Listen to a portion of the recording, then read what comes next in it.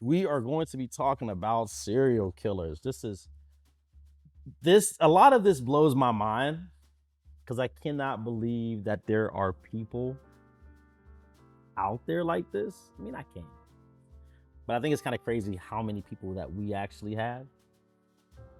Um, and I'll be real with you. One of the reasons that this brought me on is because for the last, I want to say, week, I've been watching this show called Mind Hunters. And they get into the details of how the FBI was basically trying to figure out and understand the minds of serial killers, because that I don't think the word was coined until what, 1960s, the 1960s, maybe 1970s is when they officially had the word serial killers. They used to call them sequence murders, right? But it's just really mind-blowing how they, pick the minds of a lot of these serial killers and how much information they actually got from them. And one of the parts that was most, and mind you, Mindhunter is based off of true events that actually happened. So one of the biggest ones that gave them the most push out of all the serial killers was Edmund Kemper. And this guy was massive. And his nickname was called the Co-Ed Killer, right? And there's documents out there, there's documentaries out there with him, interviews you can watch on YouTube. He committed a lot of these murders in 1972 Santa Cruz. So he's going to be the catalyst of all of this, because to me, even though multiple serial killers have given interviews, he was probably one of the first ones to give you the insight of how their minds work. And a lot of it had to do with like sexual fantasies that can string into the life of, are we over sexualized? I mean, I personally think we are, but hey, but he did this back in 1972 in Santa Cruz, California. He actually turned himself in. This dude didn't get caught. He turned himself in. And one of the reasons he said he turned himself in was because he wanted acknowledgement for the things that he'd done. Like, he wanted people to know that he was a serial killer, which is crazy within itself. I don't know how spinning or rotting in a jail cell for the rest of your life is, I don't know.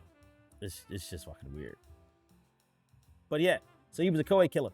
And I think what's so interesting about a lot of these serial killers, they obviously went after a particular type of person, which is, unfortunately was women, right? A bunch of males going after women. I know, misogynistic. they weren't being fair overall. But I mean, these killings were pretty much insane. Let's see. It says, an American serial killer convicted of murder 7 women and 1 girl between May 1972 and April 1973.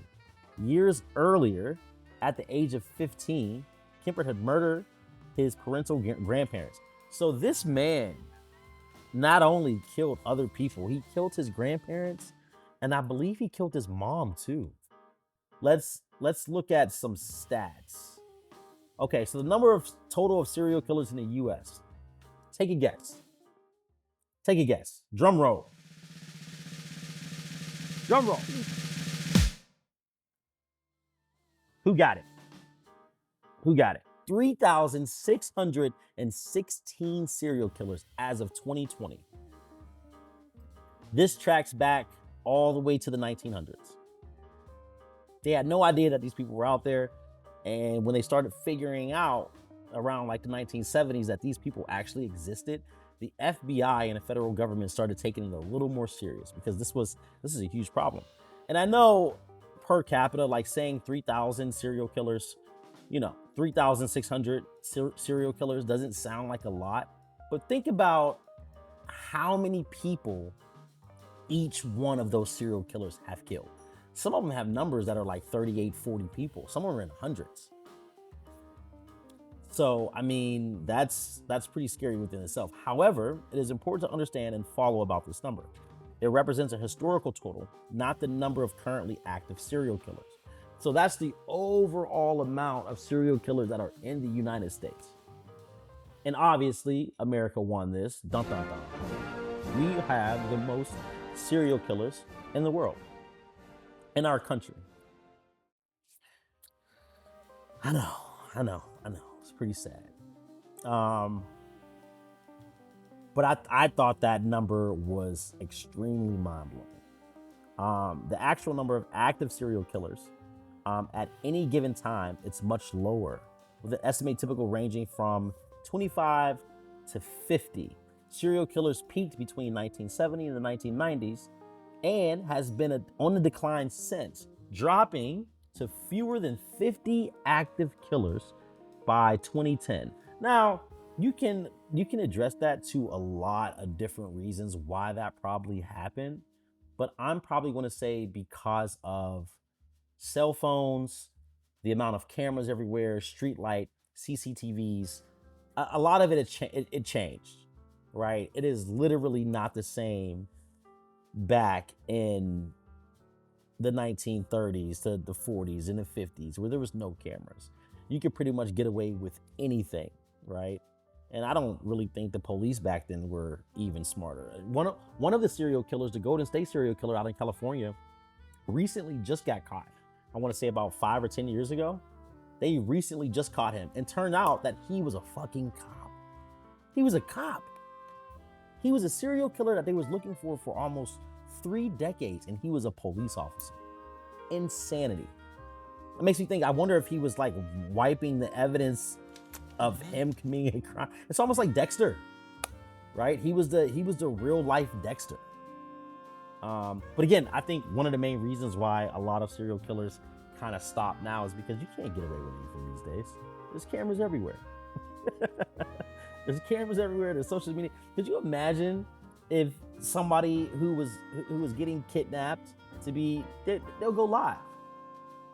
They're going to turn their phone on and go live on Instagram during a kidnapping. Like there's no, like it's very hard. Like you would have to be an extreme, how can I put that? You would have to be extremely careful or extremely trained in killing to get away with a lot of this stuff nowadays. There's just too many cameras everywhere.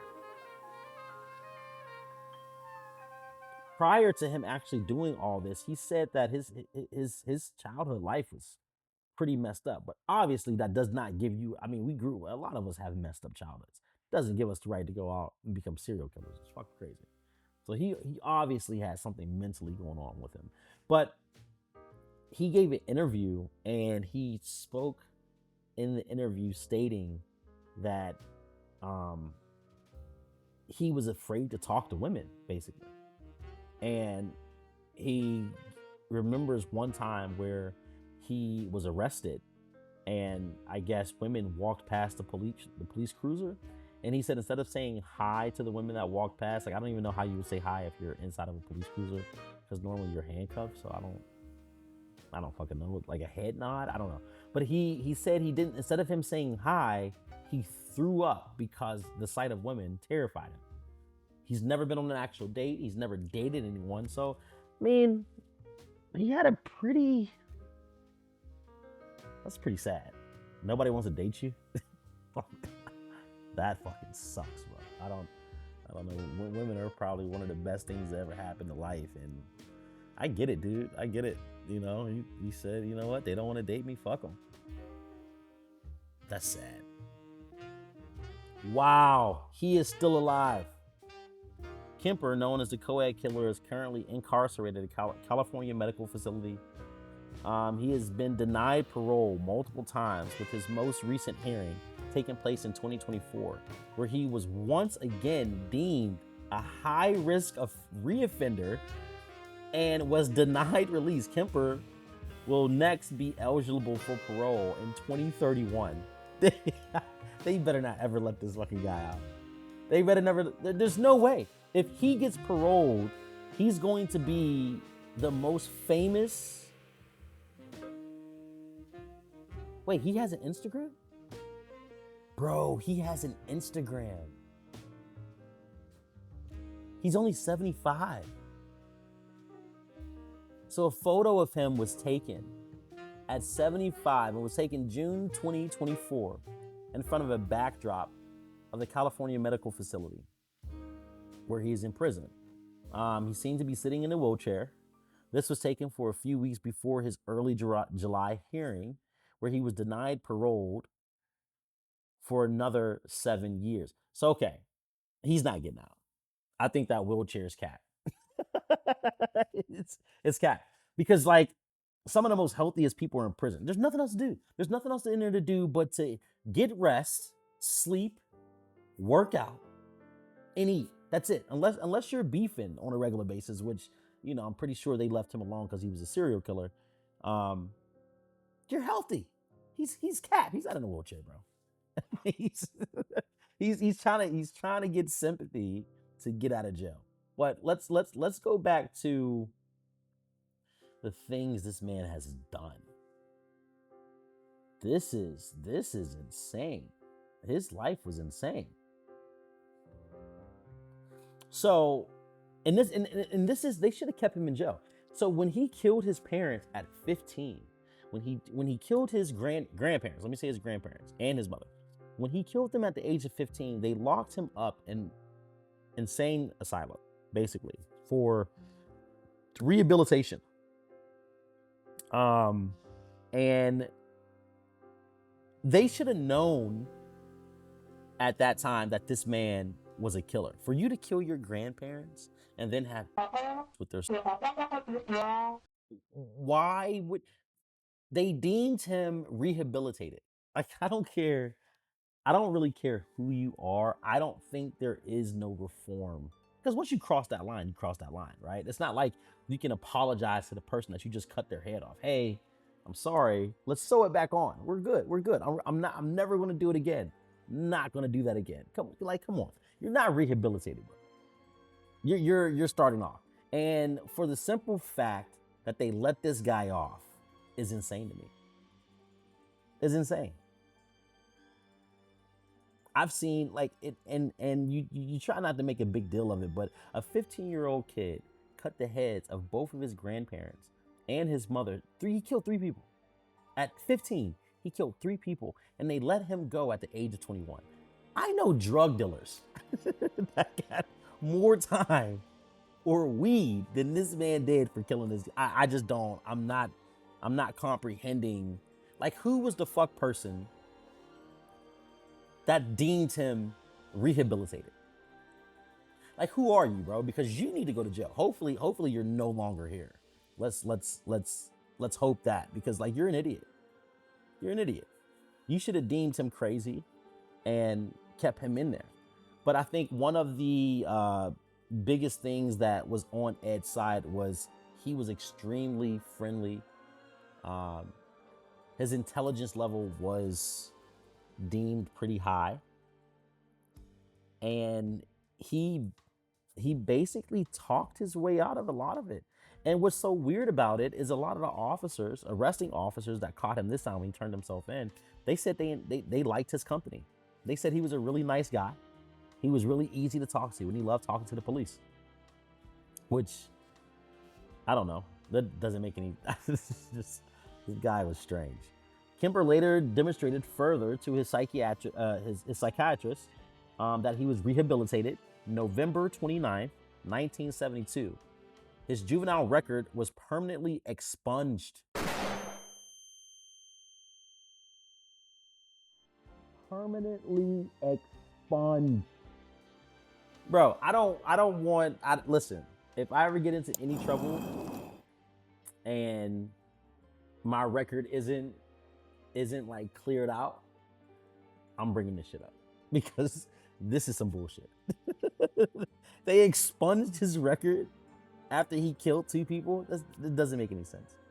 The last report from his probation psychiatrist read, If I were to see a patient without having any history available or getting any history from him, I would think that we were dealing with a very well-adjusted young man who had the attentive intelligence and who was free of any psychiatric illnesses. It is, in my opinion, that he has made a very excellent response to the years of treatment and rehabilitation. And I would see no psychiatric reason to consider him to be of any danger to himself or to any member of society. Well, that backfired. Since it may allow him more freedom as an adult to develop his potential, I would consider it to be reasonable to have a permanent. This is bullshit. So basically, he is like they permanently removed and expunged his juvenile record after the psychiatrist basically told him that he was okay. He was perfectly fine to be back in society. Well, that didn't last too long. Okay, so they released him at the age of 21, and he just went and did his between May 1972. Mind you, they released him in 1972. They released him in 1972. Between 1972 of February and 1973, Kemper killed 5 females. He could have kept going. He could have kept going. And the reason I say that is because he turned himself in. This man turned himself in. This is insane. This is insane. Female college students, one female high school student, he picked up and hitchhiker college student and took them to isolated areas where he He then took their bodies back to his home where he engaged in acts with their corpse and then dismembered them. Like, I don't. This man was sick. He was sick. Kemper has stated in an interview that he often searched for victims after having arguments with his mother. Kemper himself, he believed that the young women were surrogates of his ultimate target, his mother. So basically, this man had mother issues, and he somehow connected these women to the extreme dislike of his mother. That is extremely sad. And he stated that in a 1984 interview that he did with someone. Kemper stated that he put her head on a shelf and screamed at her for hours. He threw darts at her and ultimately smashed her face in. Man, this man had some hate for her. He also cut out her tongue and larynx and put them in the garbage disposal. Oh my God. However, the garbage disposal could not break down the tongue. No. It couldn't break down the tough vocal cords. I'm sorry, having a hard time seeing this. Vocal cords, and ejected the tissue between back and forth into the sink, and seemed appropriate at much as she, I want to say this on camera. Yeah, we're gonna leave that part out. So basically, he mutilated her face. I'm not gonna read this part because this part is kind of fucking sick. I can't read a lot of this. I don't know if this, are we allowed to put this on the internet? I don't think I'm going to say some of this stuff, but basically he humiliated. I thought when they said humiliated her corpse that he had, but he basically demeaned her. He yelled at her, smashed in her face. He cut off bits and pieces and put it down a garbage disposal, and ultimately smashed in her face. And it says he kept his mother's corpse in a closet and went for a drink nearby the bar. So after he did all this, he went out for a drink. Now, mind you, this is his last murder, and I think he turned himself in after this. Upon his return, he invited his mother's best friend, 59-year-old Sarah Taylor, Sally, over to the house to have dinner and watch a movie. When she arrived, Kemper strangled her. Holy shit. So he subsequently put her corpse in the closet right next to his mother, an outward sign of disturbance, and left a note to the police. It read, approximately 5:15 a.m. Saturday. No need for her to suffer anymore at the hands of this horrible, murderous butcher. It was quick, asleep, the way I wanted it. Not sloppy and incomplete, gents. Just a lack of time. I got things to do. That's crazy. So he left a note for the police to find. Afterward, Kemper fled the scene. He drove nonstop to Colorado, Pablo, Colorado, that is, taking a caffeine pill to stay awake for the over 1,000 mile journey. He had 3 guns and hundreds of rounds of ammunition in his car. And he believed he was a target of an active manhunt. After not hearing any news on the radio about the murders of his mother and her best friend, Sally, when he arrived in Pablo, he found a phone booth and called the police. He confessed to the murders of his mother and his mother's best friend, but the police did not take his call seriously and told him to call back at a later time. Could you imagine knowing that you're a serial killer and the cops not? This is almost like fucking, have you ever seen American Psycho?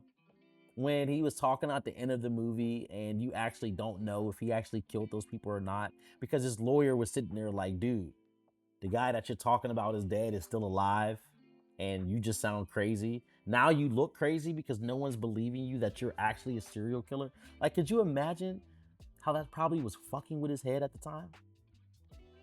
Like, all of this is just sick. This is all just messed up. And then it says several hours later, Kemper called again, asking to speak to the officer that he personally knew.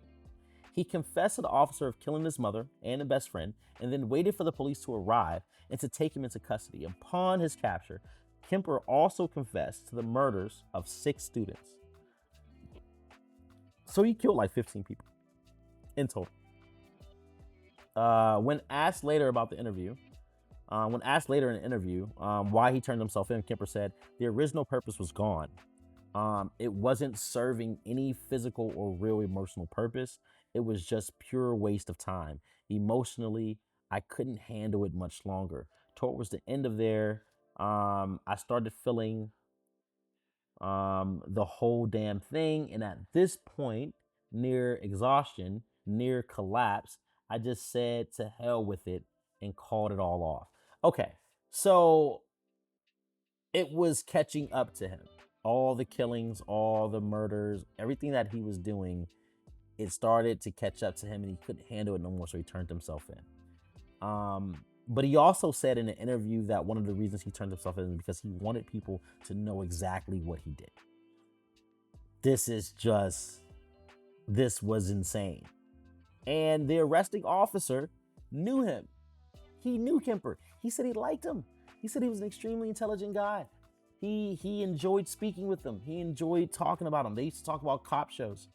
And then later on in interviews, you can actually watch a lot of the real interviews on YouTube. And I watched one of them, and he explained one time how he used to watch cop shows and how he got a lot of his tips from cop shows. And he said that police are stupid and they didn't know what they were doing, and most of them are idiots, and that a lot of the police who joined the academy at the time were just people who basically how do you put it? They're looking for someone, right? Their identity is in their badge. It's very bad when you have to attach your identity to something physical outside of the source, but that's already bad within itself. But he was just saying like how a lot of these cops, they have no idea what's going on. But this dude right here, so the trial, so Kemper was indicted on 8 counts of first-degree murder on May 7th, 1973. He was assigned to Chief Public Defender, Santa Cruz County Attorney Jim Jackson. Due to Kemper's explicit detail and confessions, his counsel only option was to plead not guilty by reasons of insanity to the charges. Kemper attempted suicide twice while in custody. His trial went ahead in October 23 in 1973. The court-appointed psychiatrist found Kemper to be legally sane. Obviously, they're not about to make that same mistake twice. They're not about to say this man is insane. He needs to be locked up in a mental institution. They're not going to do that, which blows my mind, because like this brings me back to thinking about like Michael Myers, right? Like throughout the movies and Michael Myers, right? They lock him up in an insane asylum. Why? Why would you do that? Why wouldn't you just lock him up and throw him into a black hole in prison and never let him come out? But instead, you're going to put him in the padded walls. This man was ripping doors off cars, and you put him in a padded room. Make it make sense. I just don't. But anyway, that's beyond the point. But this guy was an actual he was the real Michael Myers. But we could go on for hours and hours talking about this. We can go on. There's multiple books about Kemper. There's a lot of movies based off of a lot of these serial killers. And, you know, I would say on a closing note, be kind to your children. Fathers, be around, man. Mothers, be around. Instill goodness, some morals. You know what I mean? I feel like a lot of things could not exist or not happen if people are nicer. I had a thought the other day that what's going to end up happening, and I think I saw an episode of South Park. They actually did this, and it's like, and South Park is kind of correct. Like, you guys are creating villains. You know what I mean? Like you're gonna create a Zorro. You're kidnapping all these. I'm not gonna say kidnapping, but you're rounding up all these Mexicans and sending them back, and you have no idea what that's gonna do to their mental. You're potentially creating serial killers, right? They're not gonna go back to Mexico. They're gonna come here. They're gonna start hunting down ICE agents and trying to find you guys because of what you're doing to them and their people. Out of all the thousands of people that this is happening to, you have to consider at least one of them is going to do something insane. But, you know, whatever. Let's hope that never happens. But like, on a closing note, be nice. Be nice to people, man. Be kind. Be kind to people. There's no reason to be rude or be mean, because you do not want them to turn out like Kemper. His mother, the sisters. I didn't even get on the back history of how his family was to him, but basically they were horrible to him. They treated him like shit. He was already going through something mentally. I wonder if a certain type of love would have changed that, right? But a lot of these serial killers have some of the same backstories. They were treated terribly as children and didn't know how to cope with it. But then it goes on into a lot of the behavior modification treatments that these people have experienced. There's been a lot of copycats that are just doing it for no reason. Like, come from good home, good background, good parents that actually raised them, and they're looking up to these people. At this point, serial killers now are looking up to past serial killers with no type of mental background problems, and they're just mimicking, right? If you ever seen the Scream movie, a lot of the Scream movies, they were mimicking other killers to keep it going. So like, they're basically doing the same thing in real life, which is disturbing. It's fucking disturbing, to say the least. But yeah, just you know, be safe, protect your kids. I plan on putting a tracker at the bottom of the shoe. Definitely putting a tracker in Seven's hair. Okay. But I just need to know where my kids are at all time. And like, this is scary shit, man, because this is real life. Like, these people actually exist. And they still say there's about 25 to 50 serial killers that are responsible for 150 deaths a year as of 2020. So they're still out here. There's still some out here, and they're not being caught. You know what I mean? They're out here moving like the crow. They're not gonna find them. You know, walking around with their hoodies up. You know, it's just scary stuff. So that is all that we have for today for talking about serial killers. And we'll probably get into this again and go into depth about other serial killers in other states, because I do want to talk about the Golden State Killer, because that shit is crazy. So be well, people. Deuces.